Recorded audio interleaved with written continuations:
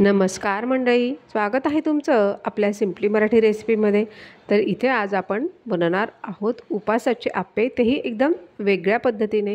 तर इथे मी जवळपास 1 वाटी भगर आणि 1/4 कप साबुदाणा, म्हणजे साधारणपणे 2 ते 3 चमचे साबुदाणा आपल्याला यामध्ये घ्यायचा आहे। त्यानंतर आपल्याला हे छानपैकी गरम करून घ्यायचं आहे।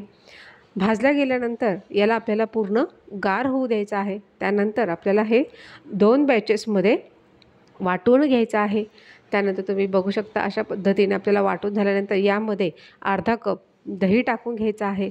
त्यानंतर यामध्ये टाकून घेतलेलं आहे हिरवी मिरची बारीक चिरून, आणि त्यानंतर इथे चवीनुसार मीठ टाकून घेतलेलं आहे। आणि त्यानंतर आपल्याला यामध्ये ज्या वाटीने आपण दही घेतले आहे त्या 2 वाट्या पाणी आपल्याला यामध्ये टाकून घ्यायचं आहे। म्हणजे जवळपास 1 वाटी पाणी आपल्याला या मिश्रणामध्ये टाकून हे मिश्रण आपल्याला आता पूर्ण सेट करून घ्यायचं आहे। चॅनलवर जर तुम्ही नवीन असाल तर चॅनलला नक्कीच सबस्क्राईब करा, की जेणेकरून तुम्हाला असे नवनवीन व्हिडिओ बघायला आणि शिकायलासुद्धा मिळतील। तर इथे मी याची अजून चव वाढवण्यासाठी यामध्ये मी कच्चा बटाटा किसून टाकलेला आहे।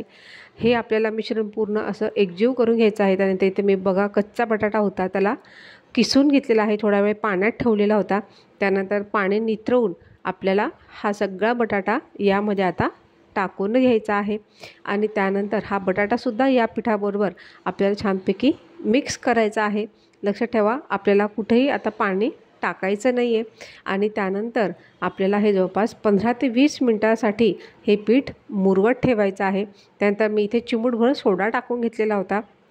आणि त्यानंतर इथे माझ्याकडे बिडाचं भांडं आहे, त्या बिडाच्या भांड्यामध्ये आपल्याला तेल टाकून घ्यायचं आहे। तेल पण आपल्याला व्यवस्थित असं पसरवून घ्यायचं आहे।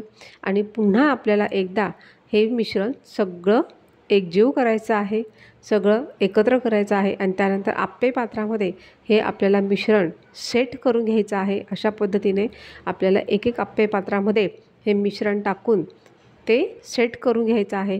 आणि आपल्याला दोघी बाजूंकडनं झाकण ठेवून याला सोनेरी रंग येईपर्यंत आपल्याला भाजून घ्यायचे आहे। आणि यासोबत जी मी चटणी केलेली होती त्याचीसुद्धा मी रेसिपी सांगते, अतिशय सोपी आणि खायला म्हणाल तर यासोबतची चटणी पण खूपच छान।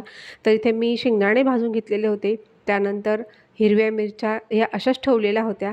त्यानंतर यामध्ये दही, साखर आणि मीठ, फक्त एवढंच थोडं पाणी टाकून मी यासोबत खाण्याची चटणीसुद्धा तयार करून घेतलेली होती। त्यानंतर तुम्ही बघू शकता की इथे हे आप्पे अतिशय सहजपणे उलटले जात आहेत। आणि तुम्ही रंग बघाल तर अतिशय सोनेरी सुरेख असा रंग ह्या आप्प्यांना येत असतो। बाहेरून हे एकदम क्रिस्पी असतात आणि आतून एकदम सुपर सॉफ्ट आप्पे हे होत असतात। दिवसभर जरी तुम्ही हे आप्पे ठेवले तरी वरचा जो क्रंचीपणा आहे, जो क्रिस्पीपणा आहे हा कमी होत नाही।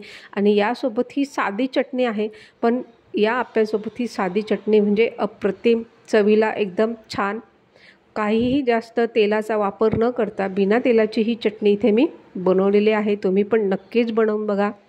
त्यानंतर इथे बघू शकता की आतपर्यंत पोकळ हा झालेला आहे आप्पे। आणि त्यानंतर चटणीसोबत म्हणाल तर याची चव म्हणजे अप्रतिम। रेसिपी आवडली असेल तर नक्कीच चॅनलला लाईक करा, शेअर करा, कमेंट्स करा।